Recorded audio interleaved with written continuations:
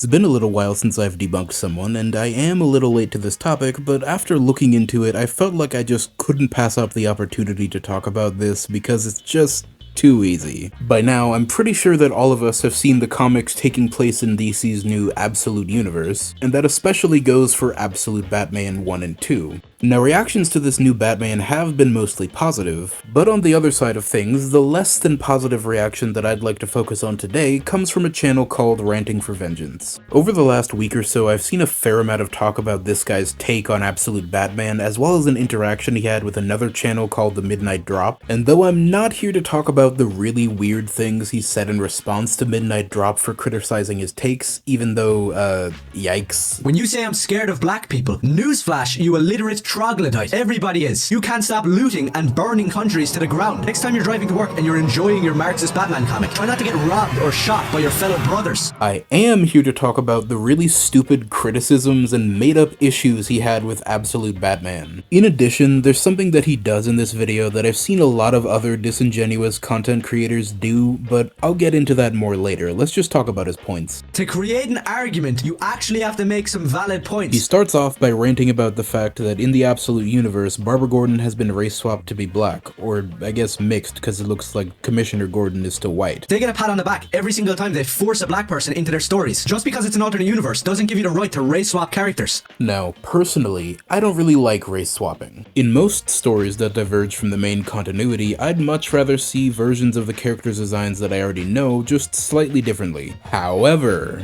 I usually mostly apply that sentiment to animated and live-action forms of comic media because, simply put, they're far more rare. Comparatively, comic characters don't show up in shows and movies all that often, and when they do, a lot of the time they look nothing like how they're supposed to. This especially goes for live action. So it's far more reasonable to be annoyed when shows and movies do race swaps and adamant that they don't because the opportunity is fairly rare, than it is to rant and rave about a comic series already set in an alternate universe where basically everything is already different, just race swapping a single character. And it's especially unreasonable to write off an entire comic series as woke garbage because of such a small, unimpactful thing. Now, eventually he does move on from ranting about how Barbara's skin color is wrong to the role her character plays in the story, but even now, his criticisms are complete bullshit. Barbara Gordon shows up once again, but this time she actually gets to speak, and she's insufferable. We get this scene where Jim Gordon, Harvey Bullock, and Black Barbara are all in the hospital with Gordon after the pathetic party animals attack. The party animals attack was pathetic because Batman stopped them before they could fucking do anything. Harvey Bullock is some dumbass who wants to arrest Batman, and Black Barbara has to step in and school him. The way he represents this part of the comic is completely wrong. Bullock isn't some idiot who wants to arrest Batman just because. He's skeptical of the random motherfucker dressed like a bat because he thinks that he might be a secret member of the party animals who is sent here just to stir shit up, since it's already been well established that the party animals' only goal is to cause chaos. At least that's what it seems right now. Barbara, on the other hand, isn't skeptical and thinks that Batman genuinely just wants to help since he's been beating the shit out of the party animals. Barbara didn't come in and school him, she just disagreed with Bullock that Batman's a threat. And it's not like this dynamic of skeptical Bullock versus non-skeptical female cop is anything new. Barbara's basically just taken Renee Montoya's place. So then Martha Wayne, who should be dead by the way, comes to visit Jim Gordon in the hospital. Why is she in the story again? Maybe it's so later on she can become some well-known villain as a big plot twist. But that's just what I'm thinking. I don't know any other reason why she should actually be in the story. Maybe to give Bruce some familial support as well as something additional to fight for.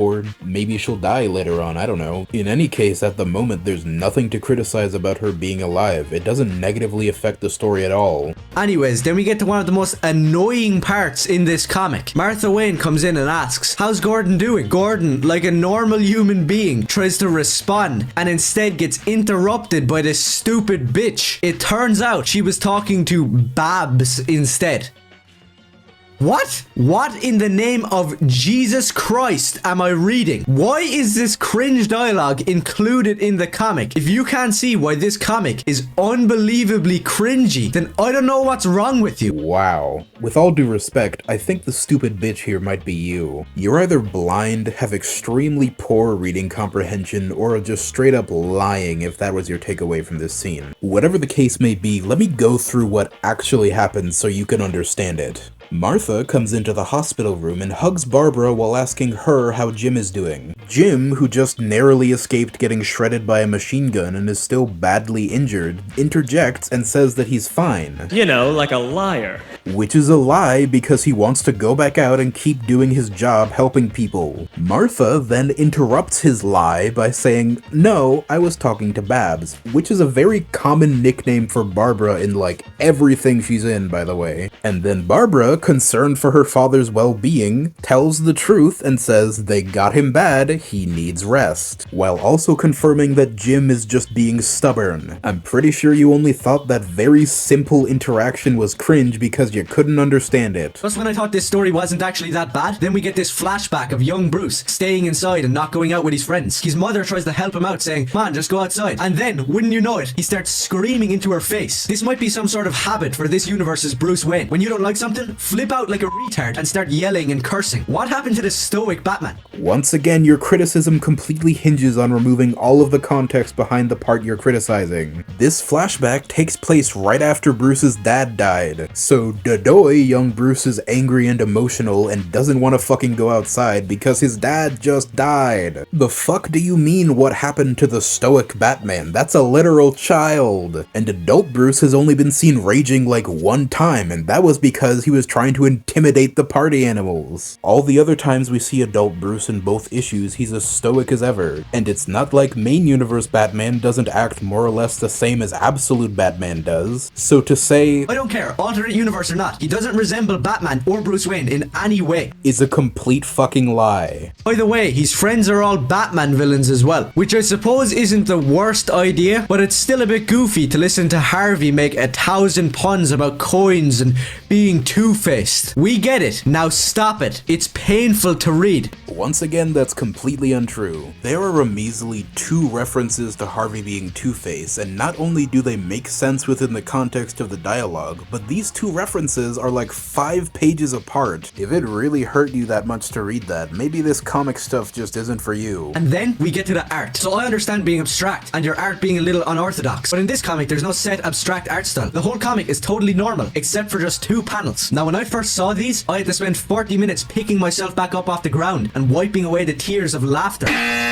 The first one occurs when Bruce Wayne confronts Joe Chill in prison. Oh yeah, this is gonna be badass. I wonder what Bruce is. Oh my sweet mother of God, who hit Robert Pattinson with a bus? You couldn't have redone this one panel, really, and look at what we got. There's really nothing wrong with this panel. Bruce is in shadow, Joe Chill is in shadow, their features are partially obscured so they look different. I guess it looks a little bit strange, but it's nowhere near worth all that fuss. He looks less like a wealthy gentleman and more like My Chemical Romance. Maybe he looks less like a wealthy gentleman because he isn't a wealthy gentleman. He literally grew up in Crime Alley, so it makes perfect sense that he just looks like some random buff motherfucker that came off the street. As this dumpster fire continues, we get an insane amount of unnecessary swearing out of everybody in this story. Character swearing is completely irrelevant and does not subtract anything from the story, you big baby. And the highlight of the crappy writing is when Alfred starts talking about his military tactics. Advance forward, retreat and regroup. It all comes off like a load of jargon. Whoa, tactical and military jargon sounds like tactical and military jargon? Holy shit, this story sucks. And what it results in is Alfred saying that maybe Batman doesn't retreat and regroup. Maybe he's just one advance forward. Batman AF. What? What does this even mean? Can anybody explain it? Batman advance forward. Nope, that doesn't make sense. I'm being genuine here. No satire. What is he talking about? The meaning here isn't that Alfred is saying Bruce is Batman advance forward, it's that he's Batman as fuck, which is, yeah, still kinda weird. Batman ends this issue by crushing a load of cop cars with his massive construction vehicle Batmobile. He also led the party animals up to the top of a skyscraper and then blew it up. I don't care what anybody says. Stop making excuses. He just blew them up with no regard for their lives. I wouldn't care about this if it was established that in this universe, Batman does kill. But no, Scott Snyder went out of his way in issue 1 to mention the fact that he's non-lethal. So none of this makes sense. Now, while those cop cars are presumably empty, and it's shown that Batman only blew up part of the building where his base was, and it's implied that the party animals were given more than enough time to escape, it is somewhat lazy writing to have situations where it's vague whether or not Batman's actions are killing people or not, even though he's supposed to have a no-kill rule. Even though it has been stated that he's super careful about all the things he does, it it is still a bit iffy to have a margin for error this small. In other words, Ranting actually does have a fairly valid point here, which gives me the perfect opportunity to segue into talking about a certain tactic that he and other content creators use in their videos. You see, after all that bullshitting, Ranting sprinkles in 3 fairly valid, albeit flawed points at the very end of his video. Doing this makes certain members of his audience pretty much automatically go, well, he brought up good points here, so he must know what he's talking about across the board, which is an annoyingly successful tactic because a lot of people who watch videos like this are far too lazy just to go look at the comic and read it themselves. Ranting, I feel like this tactic is exactly what you're doing here, and I suspect with your other videos too. Your argument is so full of lies and misrepresentation of what happened in the comic that it completely hinges on your audience not just looking up the comic to read it for themselves. Because if they did, it would prove that the stuff you're saying just isn't true. You use buzzwords and fake outrage to get people interested, and then mash together bullshit points with points that have some merit to make people think that you know what you're talking about.